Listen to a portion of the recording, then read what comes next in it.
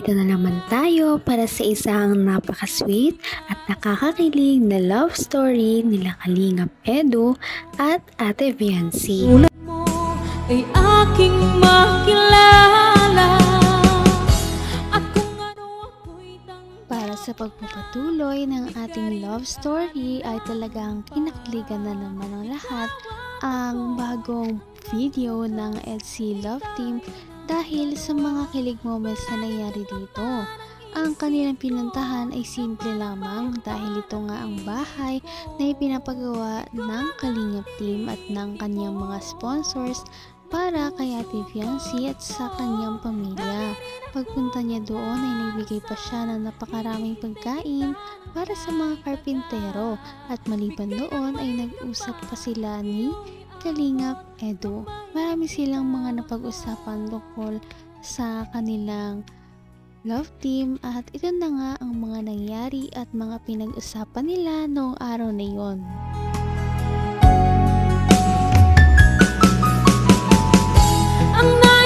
Ang ganyan sa amin. Nakaingit. Nakaingit po.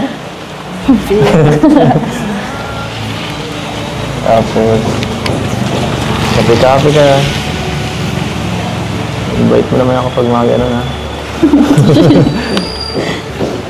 Hindi yung pinapauwi mo ako lagi. Pinapauwi mo ako lagi. Nasumbong mo ako, ha?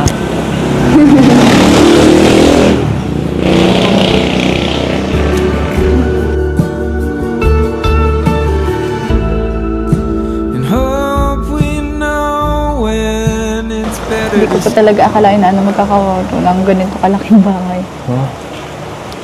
Kaya nga eh. Alam ko lang po talaga yun. Yung kumbaga mga pabahay lang talaga ni Kuya Rab. Ganun na lang po yung gusto ko. Oo. Simple. Simpleng bahay lang. Kagaya nito.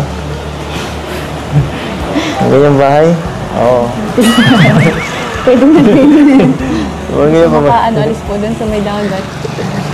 Huwag naman ganyan.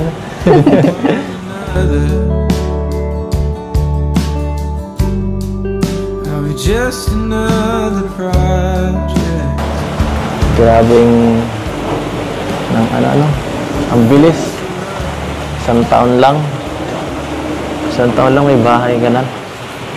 Pinagkikirapan to ng iba, tapos instant. Grabe.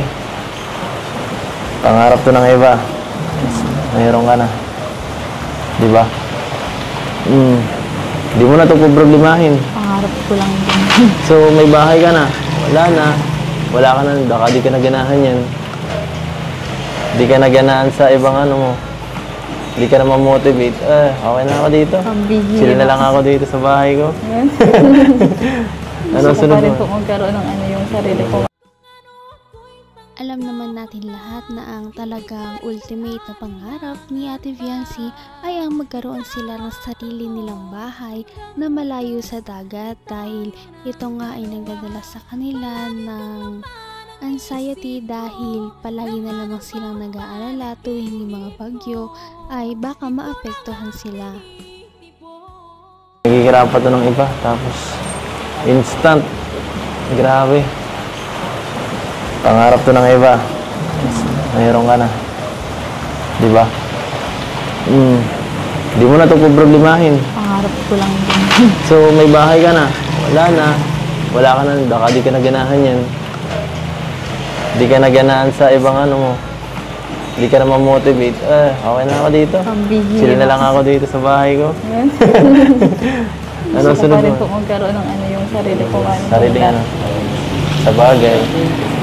Ano sunod na pangarap mo? Siyempre, Siyempre, pagka matapos ito, may kasunod na yan, hindi ka siyempre matigil. Pero gusto ko tayo makapagtapos ako na ako. Gusto mo bago ikaw ang pangarapin.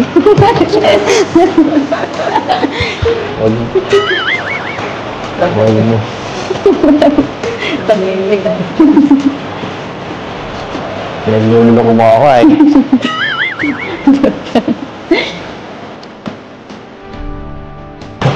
Nagluloko mo ako sa pinagagawa mo. Umayos ka. Baka Baka maulit niya sa dagat. Joke lang. Kinilig ka pa naman eh. Kinilig ka nun eh. Kinilig ka na. Kinilig ka na. Pag tumawa, totoo.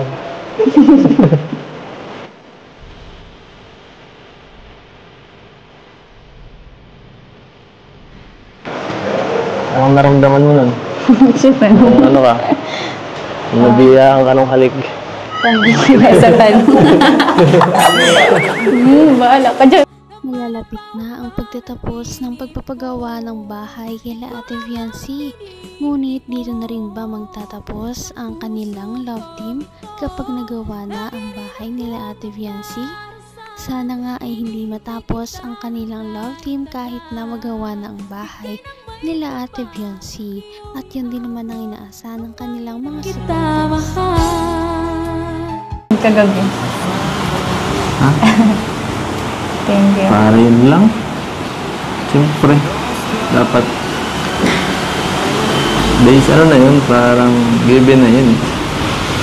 Hindi ka na kailangan magpasalamat palagi. For hope or a mumbo. Masaya naman ako eh. Masaya ako pag hinahatid ka. Kulang pa nga eh. Gusto ko mga 2 hours eh. 2 hours biyahe. Balikan. Dapat ko pala din nagpabahay sa may ano. Sa Taro. Para mas matagal. Mas matagal na samahan, di ba?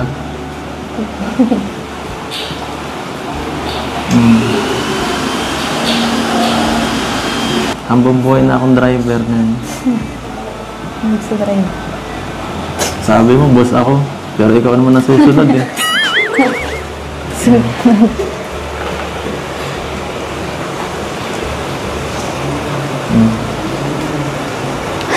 Anong masasabi mo?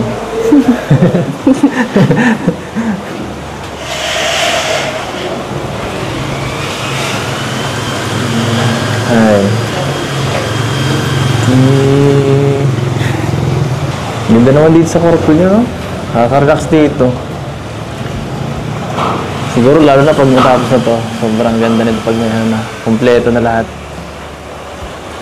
Siguro. Ang ganda na nga Gusto ko hindi tumambay natapos. dyan. Gusto ko tumambay dyan. Ang ganda. Huwag ka lang tatalon dyan, mataas yan. Hindi mo na kumatalon. Mataas yan. Oh. Ay. Saan ka ba ka nakatig? Napakabait talaga ni Ate Viancy dahil kahit gaano na karami ang nangyayaring maganda sa kanyang buhay ay hindi niya nakakalimutan na magpasalamat sa mga taong responsable sa mga natatamo niya sa kanyang buhay.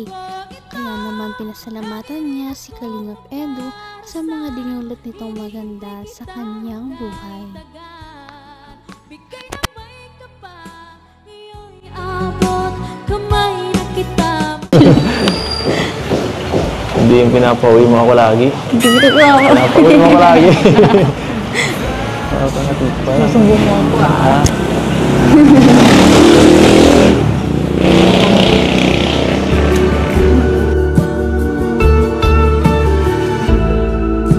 And hope we know when it's better Hindi ko pa talaga akalain na magkakawato ng ganito kalaking bahay. Huh? Kaya nga eh. Ang alam ko lang po talaga yun. Yung kumbaga mga pabahay lang talaga ni Kuya Rab. Ganun na lang Simple po lang. yung gusto ko. Oo. Simple. Simpleng bahay lang. Kagaya nito. Ang ganyang bahay? Oo. Pwede na rin. Huwag ganyan pa ba? Maka ano, alis po dun sa may dagat. Huwag naman ganyan. another. Are we just another project? Grabing ng ano. Ang bilis. Isang taon lang may bahay ka na. Pinaghihirapan to ng iba. Tapos, instant. Grabe. Pangarap to ng iba. Mayroon ka na. Di ba? Di mo na ito problemahin. Pangarap ko lang din. So, may bahay ka na. Wala na. Wala ka na. Baka di ka naganahan yan. Di ka naganahan sa ibang ano mo. Di ka na ma-motivate. Okay na ako dito. Sila na lang ako dito sa bahay ko. Ano Gusto ko sunod pa rin mo? po magkaroon ng yung sarili ko. Sarili ano. Sa bagay. Ano sunod na pangarap mo? Siyempre, Siyempre, pagka matapos ito, may kasunod na yan. Di ka siyempre matigil. Pero gusto ko tayo makapagtapos sa pag-aaral. Sana nga ay magawa na ang bahay nila Ate Biancy para hindi na talaga sila mag-alala kapag darating yung mga araw na katulad niyan ay bumabagyo. Sana ay maayos ng kanilang bahay para makalipat na ang kanilang buong pamilya at mas maging maginhawa na ang kanilang pamumuhay simula ngayon. Napaka-sweet talaga nila at napakabait ng tambalang ito kaya maraming sumusuporta. Kaya naman, sana ipatuloy natin silang suportahan at mahalin si Biancy, si Kalingap Edu at ang Kalingap team. Yun lamang at maraming salamat sa panonood. Abangan natin kung magkakatuluyan ba talaga si Kalingap Edu at Biancy. Hanggang sa muli. Bye! Ngayon'y abot